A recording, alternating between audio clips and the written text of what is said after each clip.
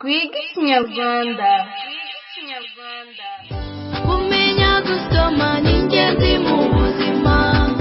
Ntiwajijuka utazi gusoma. Iki ni ikiganiro Twige Ikinyarwanda kigenewe abanyeshuri biga mu mwaka wa gatatu w'amashuri abanza. Gikorwa n'ikigo gishinzwe guteza imbere uburezi mu Rwanda ku bufatanye na USAID Soma Umenye ku nkunga y'ikigo cy'abanyamerika gishinzwe iterambere mpuzamahanga USAID.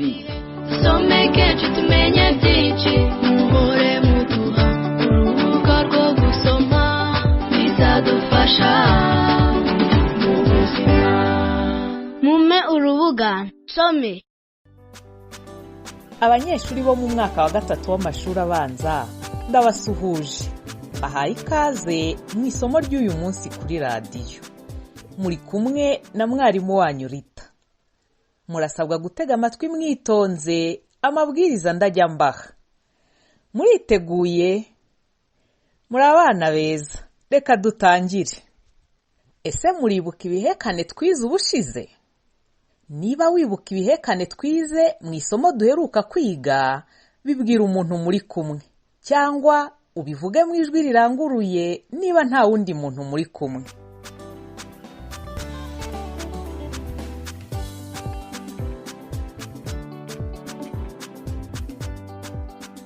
Murakoze cyane. Duheruka kwiga ibihekane bibiri ari byo vuga na vya. Tugiye kubivugira hamwe. Ndabanza mvuga igihekane cya mbere, hanyuma namwe musubiremo. Dutangire vuga. Musubiremo vuga. Mwongere musubiremo vuga. Ni byiza cyane. Ese muribuka amagambo twize arimo igihekane vuga? Ngaho nimuvuge mu ijwi riranguruye amagambo muzi arimo igihekane vuga.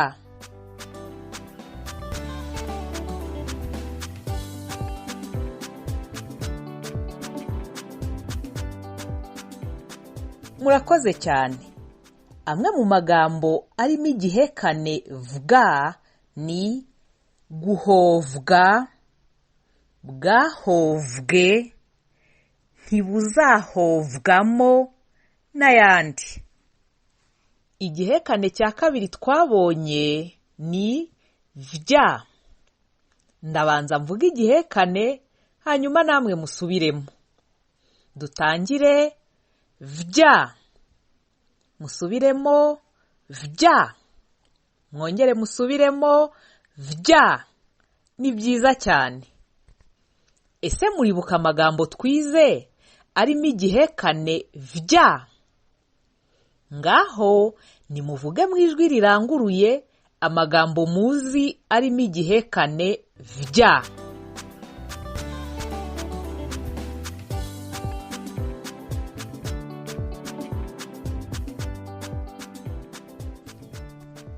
Murakoze cyane.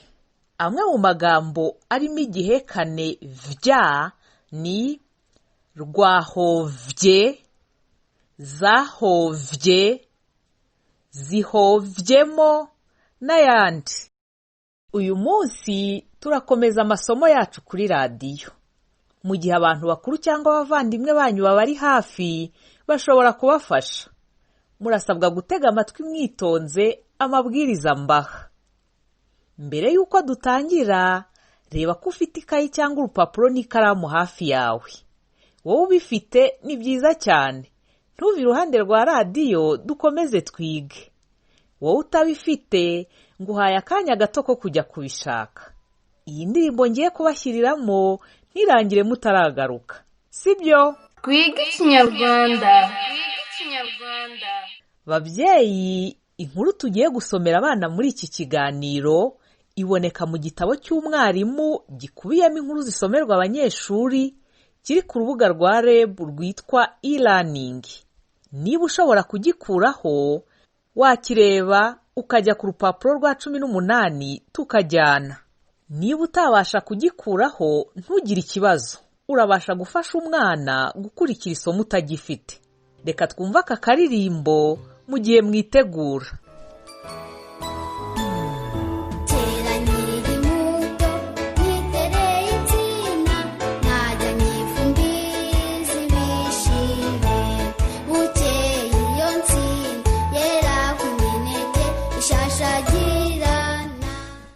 Bana muteze amatwi radiyo, nizere ko mwese mwamaze kubona amakayi cyangwa impapuro n'amakaramu. Ngaho buri wese nafata ikayi cyangwa urupapuro n'ikaramu bye. Muriteguye? Byiza cyane, ngaho nimureke dutangire. Uyu munsi n'abasomera inkuru. Turiga kandi gukoresha amagambo mashya mu nteruro no gusubiza ibibazo byo kumva inkuru.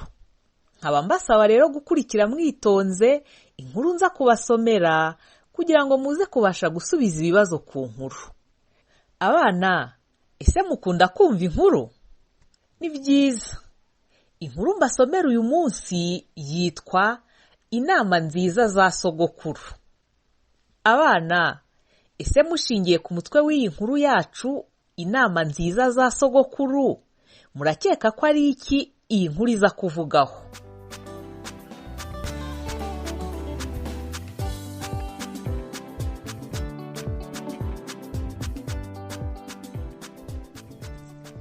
Byiza cyane. Ntimuze kwibagirwa rero ibyo mwaketse inkuru iza kuvugaho, kuko tuza kubigarukaho nyuma yo gusoma inkuru yacu. Ngaho nimwitegure dutangire. Abana, mbere y'uko mbasomera inkuru, nimukurikire tubanze twiga amagambo abiri aza kubafasha kumva neza iyi nkuru. Ijambo rya mbere ni wabaswe.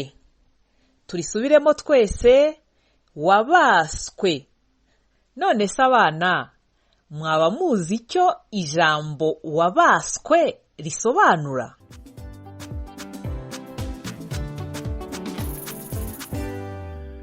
Ijambo wabaswe risobanura wagizwe umugaragu cyangwa ukunda cyane. Ijambo wabaswe risobanura wagizwe umugaragu cyangwa ukunda cyane. Reka ndikoreshe mu nteruro. Uyu mugabo yabaswe n'ubusinzi.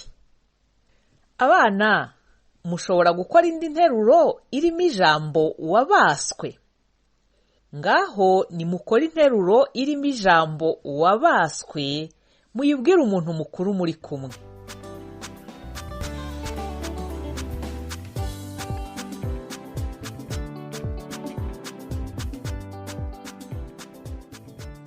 Murakoze cyane. Nimukurikire twiga ijambo rya kabiri. Ijambo rya kabiri ni karande. Turisubiremo twese, karande. None se abana, muzi icyo ijambo karande risobanura?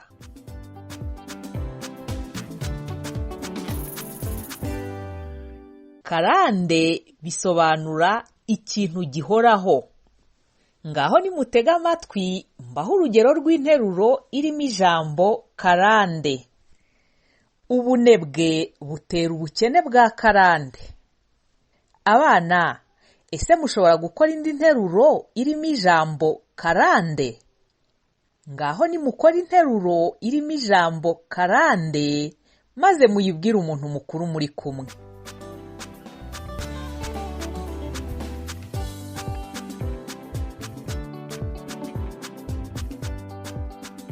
Murakoze cyane. Abana, ngaho nimutega amatwi mbasomera inkuru. Inama nziza za sogokuru. Twagiye gusura sogokuru mu biruhuko, maze tuganira ku nshingano zacu nk'abana. Yatubwiye uko tugomba kujya twitwara mu buzima bwacu. Yatwibukije kujya twumvira abarezi n'ababyeyi, tukanabafasha aho bishoboka. Yatubwiye ko buri gihe tugomba kujya twirinda ibintu byatwangiriza ubuzima, adushishikariza no gukunda imikino. Yakomoje ku biyobyabwenge, atubwira ko tugomba kubyirinda kimwe n'ibindi bintu byose byatwangiriza ubuzima. Yashimangiye ko umuntu wabaswe n'ibiyobyabwenge usanga nta gatege na mba bafite.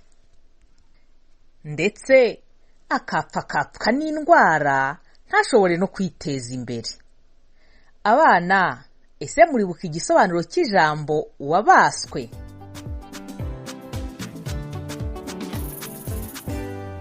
Wabaswe bisobanura wagizwe umugaragu cyangwa ukunda cyane. reka nkomeze mbasomere inkuru. Twabajije sogokuru amoko y'ibiyobyabwenge. Aratubwira ati ibiyobyabwenge birimo inzoga, itabi, kore n'ibindi bisindisha abantu biyahuza. Yaratwihanangirije aratubwira ati nimunyumve bana banjye, ntimuzigere na rimwe muryarwa n'abanywi b'ibiyobyabwenge ngo babibashoremo. Muzirinde kandi ababashuka. Bashobora kubashora mu ngeso mbi z'ubusambanyi maze mukandura indwara zitandukanye zirimo na virusi itera sida. Sogokuru yadutembereje aho ahinga imbuto zitandukanye. Akomeza atuganiriza ku byo twakora kugira ngo tubungabunge ubuzima bwacu. Yanatujyanye aho yagika imitiba, tuhageze aratubwira ati kugira ngo mubungabunge ubuzima bwanyu mugomba kwihatira kujya mufata indyo yuzuye. Yadusobanuriye ko inzuki zahovye mu ndabo zikora ubuki. Ubuki buba bwahovwe n'inzuki ni ingirakamaro cyane. Indabo zihovwamo ubuki ziba ari iz'ibiti bitandukanye, bityo ugasanga bivura indwara nyinshi. Sogokuru yatugiriye inama, atubwira ko amagara aseseka ntayorwe. Yatubwiye ko ubuzima buzira umuze ari bwo soko y'amajyambere, ngo amagara ntagurwa amagana, kandi yasesetse ntayorwa. Yatubwiye ko tugomba kwirinda ibyakwangiza ubuzima bwacu. Yanongeyeho ko igihe twumva tutameze neza tugomba kwihutira kujya kwa muganga kugira ngo twivuze hakiri kare indwara zitazatubamo karande. Ese abana muribuka igisobanuro cy'ijambo karande?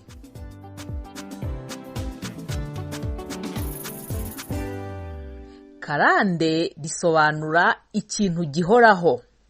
Reka nkomeze mbasomere inkuru. Uwo munsi watubereye mwiza cyane. Bwagiye kwira twumva tumaze kugira intego nziza. Twibukiranije ko kwirinda ibyakwangiza ubuzima ari imwe mu nshingano zacu yiyongera ku zindi dusanzwe tuzi. Twabonye ko umwana urinda ubuzima bwe yiga neza akazagirira igihugu akamaro. Naho utita ku buzima bwe umubera umutwaro. Nta kintu cyaruta kugira ubuzima bwiza. Bityo turusheho kububungabunga. Turimo gukurikira isomo ry'Ikinyarwanda rigenewe abanyeshuri biga mu mwaka wa gatatu. Abana, noneho ngiye kubasomera inkuru ntahagarara. Mutega amatwi kugira ngo mubashe gusubiza ibibazo nza kubabaza. Inama nziza za sogokuru. Twagiye gusura sogokuru mu biruhuko maze tuganira ku nshingano zacu nk'abana. Yatubwiye uko tugomba kujya twitwara mu buzima bwacu. Yatwibukije kujya twumvira abarezi n'ababyeyi tukanabafasha aho bishoboka. Yatubwiye ko buri gihe tugomba kujya twirinda ibintu byatwangiriza ubuzima, adushishikariza no gukunda imikino. Yakomoje ku biyobyabwenge, atubwira ko tugomba kubyirinda kimwe n'ibindi bintu byose byatwangiriza ubuzima. Yashimangiye ko umuntu wabaswe n'ibiyobyabwenge usanga nta gatege na mba bafite. Ndetse akapfa n'indwara ntashobore no kwiteza imbere. Twabajije sogokuru amoko y'ibiyobyabwenge. Aratubwira ati ibiyobyabwenge birimo inzoga, itabi, kore n'ibindi bisindisha abantu biyahuza. Yaratwihanangirije aratubwira ati nimunyumve bana banjye, ntimuzigere na rimwe muryarwa n'abanywi b'ibiyobyabwenge ngo babibashoremo. Muzirinde kandi ababashuka. Bashobora kubashora mu ngeso mbi z'ubusambanyi maze mukandura indwara zitandukanye zirimo na virusi itera sida. Sogokuru yadutembereje aho ahinga imbuto zitandukanye. Akomeza atuganiriza ku byo twakora kugira ngo tubungabunge ubuzima bwacu. Yanatujyanye aho yagika imitiba, tuhageze aratubwira ati kugira ngo mubungabunge ubuzima bwanyu mugomba kwihatira kujya mufata indyo yuzuye. Yadusobanuriye ko inzuki zahovye mu ndabo zikora ubuki. ubuki buba bwahovwe n'inzuki ni ingirakamaro cyane. Indabo zihovwamo ubuki ziba ari iz'ibiti bitandukanye, bityo ugasanga bivura indwara nyinshi. Sogokuru yatugiriye inama, atubwira ko amagara aseseka ntayorwe. Yatubwiye ko ubuzima buzira umuze ari bwo soko y'amajyambere, ngo amagara ntagurwa amagana, kandi iyo asesetse ntayorwa. Yatubwiye ko tugomba kwirinda ibyakwangiza ubuzima bwacu. Yanongeyeho ko igihe twumva tutameze neza, tugomba kwihutira kujya kwa muganga kugira ngo twivuze hakiri kare indwara zitazatubamo karande. Uwo munsi watubereye mwiza cyane. Bwagiye kwira twumva tumaze kugira intego nziza. Twibukiranije ko kwirinda ibyakwangiza ubuzima ari imwe mu nshingano zacu, yiyongera ku zindi dusanzwe tuzi.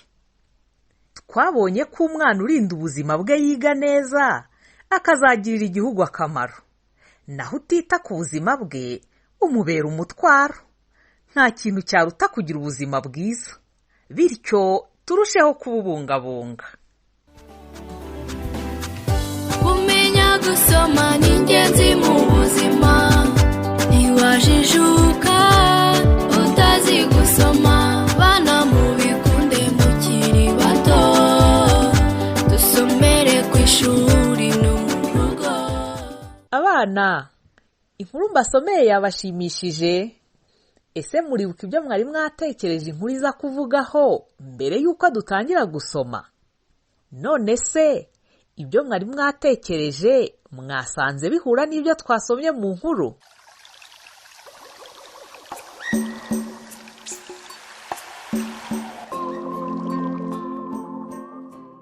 Reka turebe niba twumvise neza uko byagenze mu nkuru twasomye. Turasubiza ibibazo byo kumva inkuru. Ingaruka zo kunywa ibiyobyabwenge ni izihe? Reka nkisubiremo. Ingaruka zo kunywa ibiyobyabwenge ni izihe?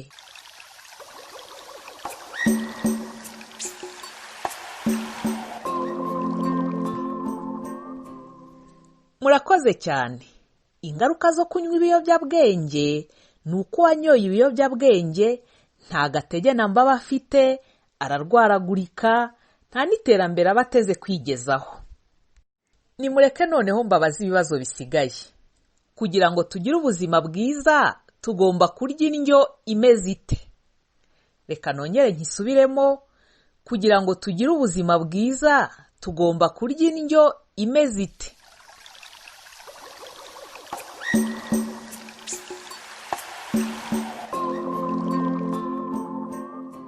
Murakoze cyane. Kugira ngo tugire ubuzima bwiza tugomba kurya indyo yuzuye. Abana, ni irihe somo mwakuye mu nkuru twize uyu munsi?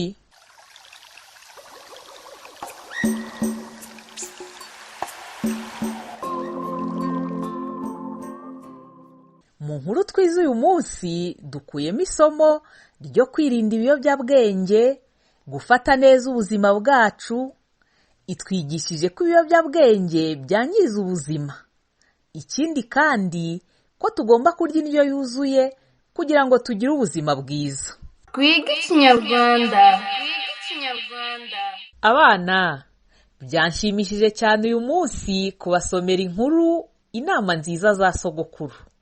Mwabyishimiye namwe? Dutega amatwi umukoro. Iyi nkuru mukomeze kuyibwira abo mubana mu rugo, ndetse mubabwire n'iki twigisha. Mukomeze kandi musome izindi nkuru mu bitabo byanyu no mu bindi bitabo mushobora kubona mu rugo iwanyu. Ababyeyi namwe turabakangurira gukomeza gushishikariza abana banyu kwitabira iki kiganiro no kubafasha mu gihe barimo kugikurikira. Turabashishikariza kuzakurikira andi masomo y'Ikinyarwanda kuri radiyo. Mwakoze cyane kwigana natwe. Nimumfashe dushimire UNICEF batwemereye gukoresha indirimbo nziza mwumvise muri iki kiganiro. Murakoze cyane. Naho mu kiganiro gitaha. Babyeyi, iri somo ry'Ikinyarwanda abana bize uyu munsi mushobora kongera kurisanga ku rubuga ikigo gishinzwe guteza imbere uburezi mu Rwanda gishyiraho amasomo atandukanye rwitwa e-learning.reb.rw cyangwa kuri YouTube channel yitwa REB e-learning no kuri YouTube channel yitwa USAID Soma Umenye. Twige Ikinyarwanda. Iki cyari ikiganiro Twige Ikinyarwanda gikorwa n'ikigo gishinzwe guteza imbere uburezi mu Rwanda ku bufatanye na USAID Soma Umenye ku nkunga y'ikigo cy'abanyamerika gishinzwe iterambere mpuzamahanga USAID. bizadufasha mu buzima. Mume urubuga some